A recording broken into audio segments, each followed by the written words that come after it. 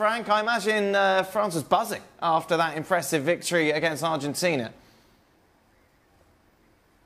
Well, as we all are, you know, it's been a fantastic win, and we are so delighted with the way the team played. However, we know that it's going to be another team. I think better defensively. I think Argentina were pretty poor and opened many spaces, especially for Kylian Mbappe. It's going to be another scenario, I guess, against Uruguay.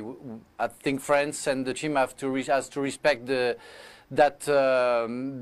opponent, who's going to be a very hard opponent, even if Cavani doesn't play. Yeah, big speculation about whether Cavani plays or not. If he does, or even if he doesn't, Stevie, we know what Uruguay are going to provide in this match. Yeah, but I think the importance Cavani has to Uruguay is huge. You know, basically, if I'm the coach of Uruguay, as long as I've got Suarez and Cavani up front, all I need to really do is make sure that defensively we're organised in the middle of the park and at the back, because you just get them the ball and the chemistry they have, the connection. I mean, it's as good as a lot of other teams in this World Cup. The fact is, Cavani won't play. I'm 100% sure. You don't recover from a hamstring in that short of space, and that changes the whole game.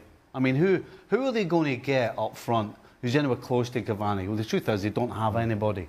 So really, this is going to be a dogged, try and nick something at any possible opportunity against a France team who I think are just going to be too strong. Just confirm, it was his calf, not his hamstring, but a big doubt, obviously, and as Steve said, a big difference. Yeah, and when you see him leave the field, and he was in distress, wasn't he? He was in a lot of distress, and, you know, as Stevie rightly said, you don't recover that quickly from that type of injury. He'll be lucky to recover for the semi-finals if they get there, but it'll be interesting to see if he replaces him with a centre-forward or whether he just puts another midfielder in there and just defends his way to, you know, to try and get a result of some sort.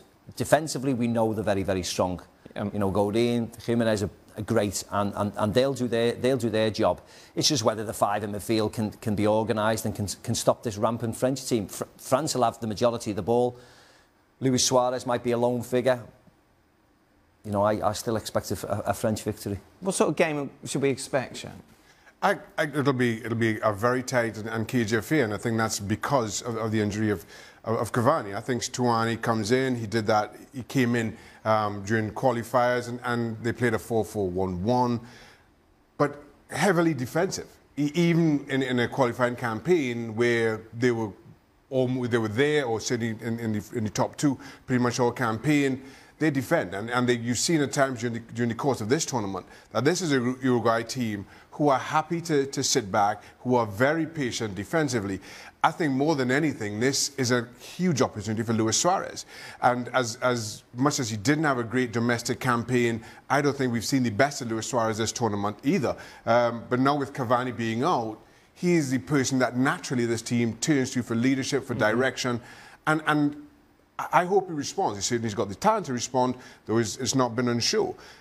I just feel that defensively, this Uruguay team are just far too good, far too organised, and at times during the course of this World Cup tournament, this France team has been all over the place themselves. They've improved, but I actually think Uruguay get this job done. A dogged, gritty, scratch your eye out 1-0. There you go then. Shaka Hislop, Frank, saying that it will be Uruguay advancing, not France. What do you think? Who are you picking? Yeah, I'm afraid that I'm going to follow Shaka. Wow. You know, defensively, Uruguay, and it's been historical. They've always been very, very good. And France, when they played against very tight and narrow lines between the players, have been struggling the whole competition or the whole qualification. So we saw against Australia, it was hard to go through and try to score goals. And when we played the preparation games, it was the same. And Uruguay are very strong. And because Cavani, and I follow Xhaka in that matter as well, because Cavani doesn't play, they're going to be more lower on the field to make sure they can block the power of somebody like Mbappe, and he won't have the spaces like he needs, and therefore it's going to be very hard for him to find the way to maybe have a chance to score.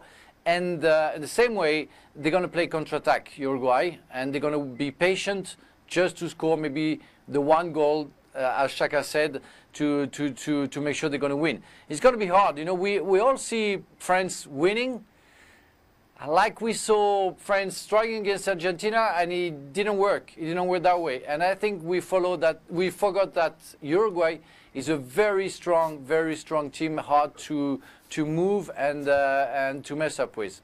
Looking ahead to Russia against Croatia, the hosts 11-8, Croatia meanwhile 7-4 on. Russia, of course, have exceeded all expectations by getting this far in the tournament. Can they make it to the semi-finals, Stephen? How many words do you want? Just the one? No. I don't see how they can do. But they're the away team, Russia with the momentum.